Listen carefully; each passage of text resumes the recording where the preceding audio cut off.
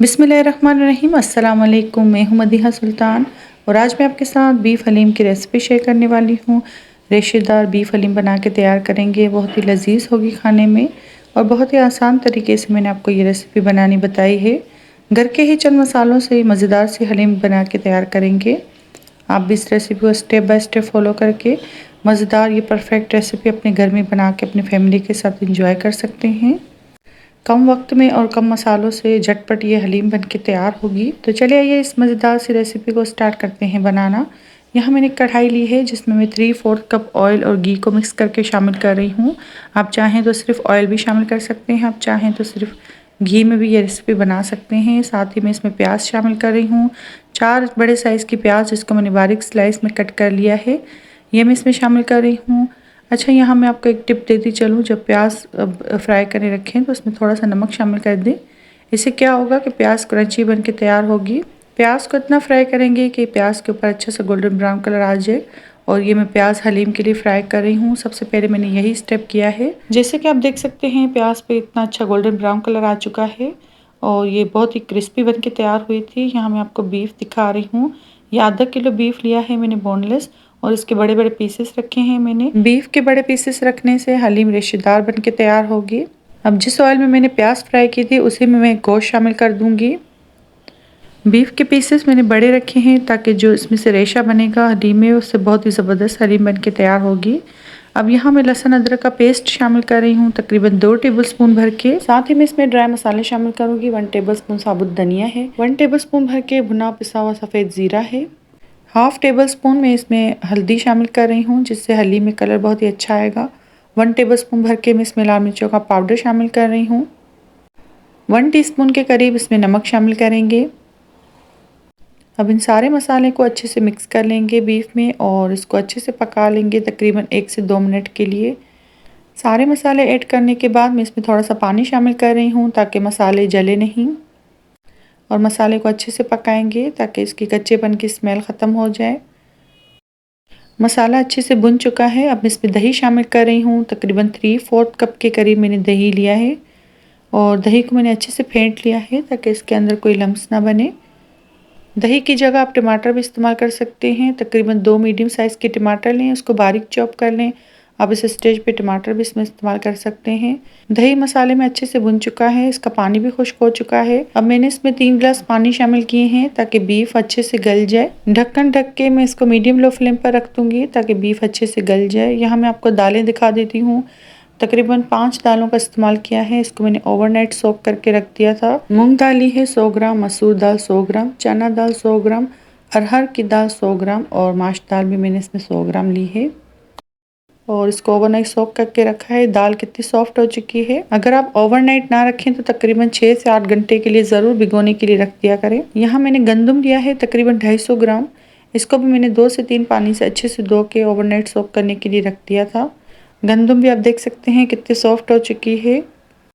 दालें और गंदम ओवरनाइट सोक करने से ये होता है कि हलीम बहुत ही मज़ेदार और झटपट बन के तैयार हो जाती है, ज़्यादा मेहनत नहीं करनी पड़ती।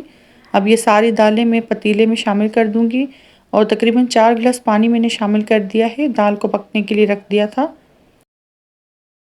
हलीम के लिए मज़ेदार सा होममेड मसाला तैयार करेंगे जिससे हलीम हमारी खुशबूदार बन के तैयार हो गई। जिसके लिए मैंने 2 स्टिक दालचीनी, 4 से 5 छोटी इलायची, तकरीबन 1 टीस्पून साबुत काली मिर्चें ली हैं, 1 टीस्पून जायफल जावित्री जिसको मैंने दरदरा कूट लिया है, ये इसमें शामिल करेंगे। 3 बड़ी इलायची मैंने ली है और इसके साथ मैंने 5 से 6 लौंग लिए हैं। बस यही मसाला इसमें शामिल करेंगे जिससे हमारी हलीम बहुत ही खुशबूदार बन के तैयार होगी।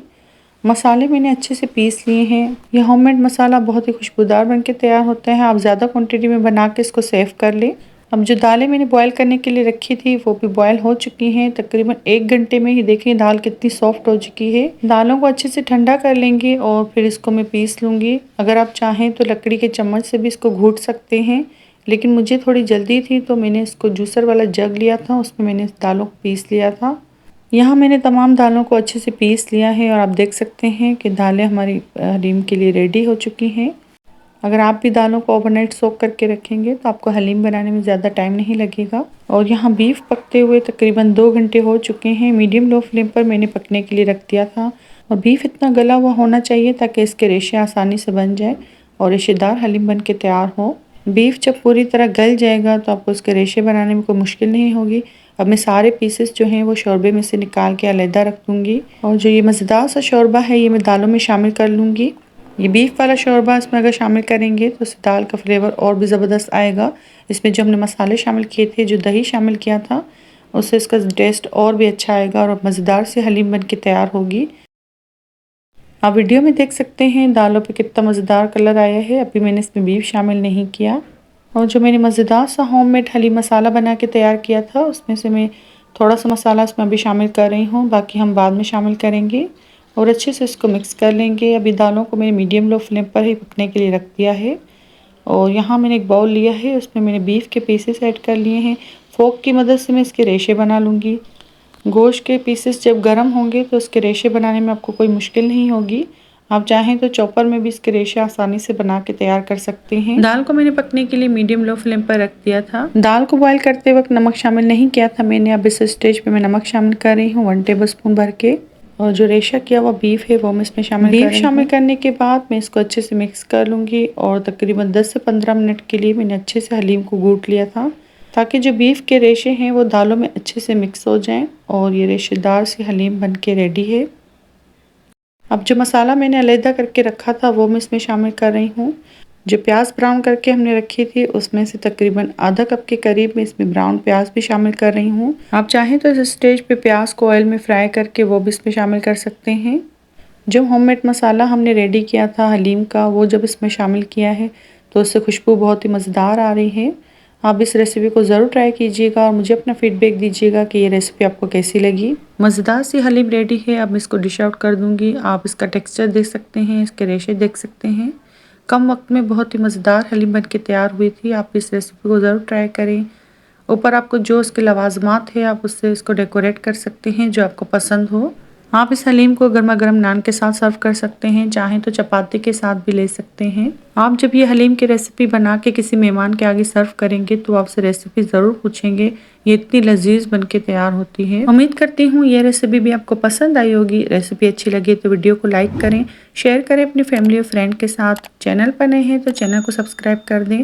مجھے اپنی دعا میں یاد رکھیے گا۔ ملتے ہیں کسی نئی ریسیپی کے ساتھ، تب تک کے لیے اللہ حافظ۔